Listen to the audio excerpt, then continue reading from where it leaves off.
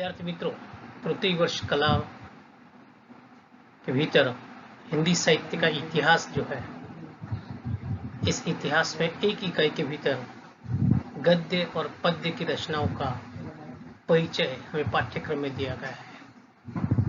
उसमें से एक गद्य रचना है जो विधा के रूप में उपन्यास है। उसका शीर्षक है अंतिम अरण्य और इस उपन्यास के उपन्यासकार लेखक है डॉक्टर निर्मल वर्मा। ये जो अंतिम अरण्य उपन्यास है, यह निर्मल वर्मा का अंतिम उपन्यास है। ये उपन्यास 2000 में प्रकाशित हुआ था और इस उपन्यास की जो कथा वस्तु, इस कथा वस्तु का केंद्रीय पात्र जो है वे एक रिटायर्ड आईएएस अधिकारी जिनका नाम है मेहरा साहब, जो देश विदेश में घूम के आने के बाद रिटायरमेंट की जिंदगी अपनी पत्नी दीपा के साथ पहाड़ी कस्बे में बिताते। इस उपन्यास में मृत्यु बोध के बीच जीवन के सतत संघर्ष को सर्वोपरि निरूपित किया गया है। दीपा, जो कि मेहरा साहब की पत्नी है, वह विज्ञापन देती अखबार में कि आत्मकथा लिखवाने हेतु उन्हें एक लेखक की आवश्यकता है। इस विज्ञापन को पढ़कर एक लेखक वहां आता है और उनके जीवन के अनुभव को आत्मकथा के रूप में उतारता है। इसी बीच मेहरा साहब की पत्नी दीपा की मौत हो जाती है। रिटायर होने के कारण उनकी उम्र 60 के ऊपर है। अब मेहरा साहब भी निरंतर मौत की ओर बढ़ रहे हैं। मेहरा साहब की एक बेटी है जो डिस्पेंसरी में काम करती है। वह मेहरा साहब को कभी कभार मिलने के लिए आती है। अब मेहरा साहब अपनी बची हुई जो जिंदगी है वो एक पहाड़ी कस्बे में बिताते हैं और उसी पहाड़ी कस्बे में एक लेखक को विज्ञापन के द्वारा बुलाकर आत्मकथा लिखवाते हैं और वो लेखक हर रोज मेहरा साहब के अनुभव को बांटता है और उसे कलमबद्ध करता है। मेहरा साहब की आत्मकथा लिखने वाला जो लेखक है उसका धीरे धीरे मेहरा साहब से विशेष लगाव हो जाता है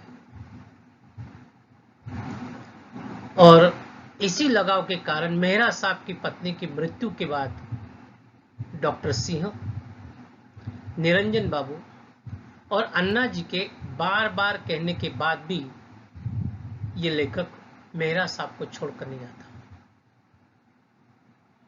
उसके मन में मेहरा साहब के प्रति विशेष लगाव महसूस होता है। वह मेहरा साहब को छोड़कर नहीं जा सकता। ये जो उपन्यास है, इस उपन्यास में इसी मेहरा साहब के आसन्न मृत्यु और उससे उपजी हुई जो स्थितियां हैं, उस स्थितियों पर आधारित इस उपन्यास की कथा वस्तु है। मृत्यु धीरे धीरे ढलती शाम की तरह उनकी तरफ आ रही है, लेकिन मेहरा साहब मृत्यु से भयभीत नहीं है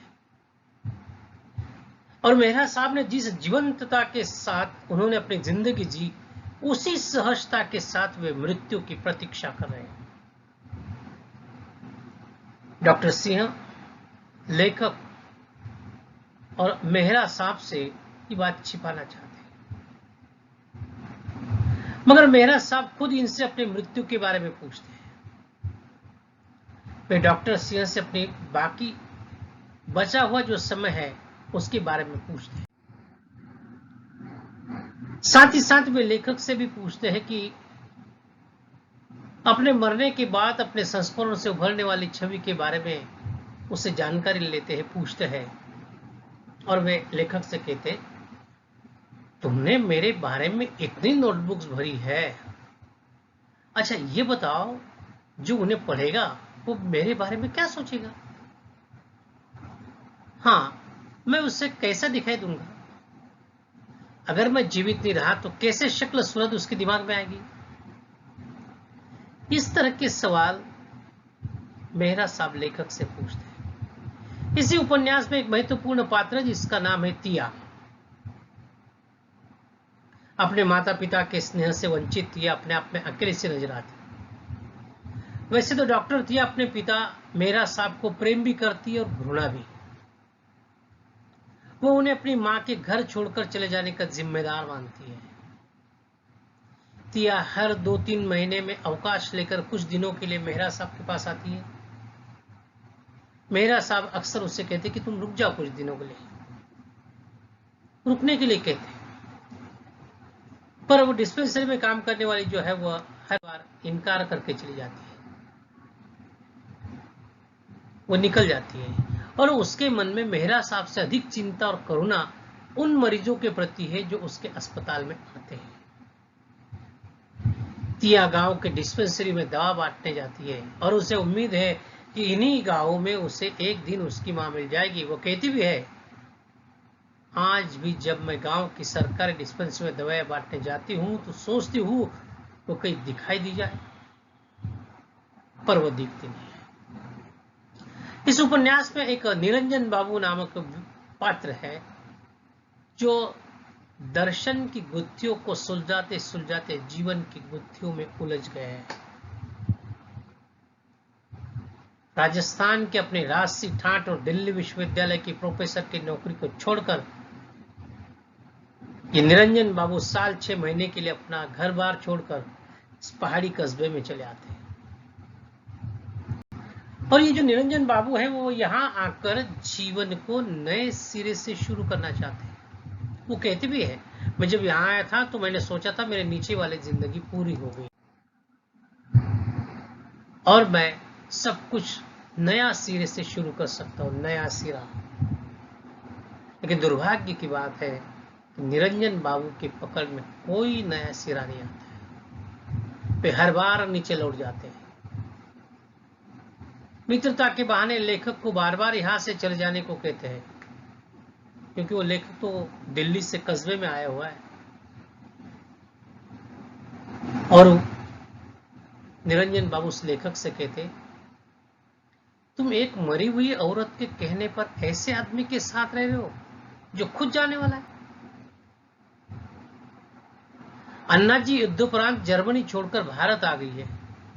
वे कई जगह गवर्नेंस रहने के बाद इस पहाड़ी कस्बे में बस गई है। अन्ना जी भी एक इस उपन्यास का पात्र है। वे यहाँ इस तरह से रहती जैसे हमेशा से यहाँ थी और हमेशा यहाँ रहेगी। एक डॉक्टर सिंह है जो अपना क्लिनिक चलाते हैं और वे अपना जो घोड़ा है सेफ्स्टियन के साथ, उस घोड़े के साथ मरीजों को देखने के जाते हैं। समय समय पर मेहरा साहब का चेकअप करने के लिए भी वो आते हैं, डॉक्टर सिंह आते हैं। इस उपन्यास का मूल स्वर अगर कोई है तो वह है मृत्यु, और मृत्यु एक छाया की तरह पूरे उपन्यास पर छाई हुई है। लेकिन उपन्यास के पात्र मृत्यु से भयभीत नहीं है, वरन वे मृत्यु को सहजता से स्वीकार करने का प्रयत्न करते हुए नजर आते हैं। दूसरे पात्र इस उपन्यास के और है डॉक्टर सिंह, निरंजन बाबू, अन्ना जी। ये सभी जो है ये सब मेहरा साहब की ओर धीरे धीरे बढ़ती मृत्यु को महसूस कर रहे हैं। ये अनुभव उन्हें मेहरा साहब ही नहीं स्वयं अपने जीवन के प्रति भी करुणा बना रहा है। इसी अनुभव के चलते हुए जीवन की सार्थकता और नश्वरता पर गहराई से चिंतन करते हैं और यह चिंतन अक्सर इनकी बातचीत में झलकते हुए दिखाई देता है। इस उपन्यास का महत्वपूर्ण विचार यह है कि यहां मृत्यु अनहोनी नहीं बल्कि जीवन को संपूर्णता देने वाली घटना लगती है। इस प्रकार पूरा उपन्यास मृत्यु पर्यंत जीवन की जिजीविषा का उपन्यास है। कथानायक मैं इस उपन्यास का अन्य महत्वपूर्ण पात्र है।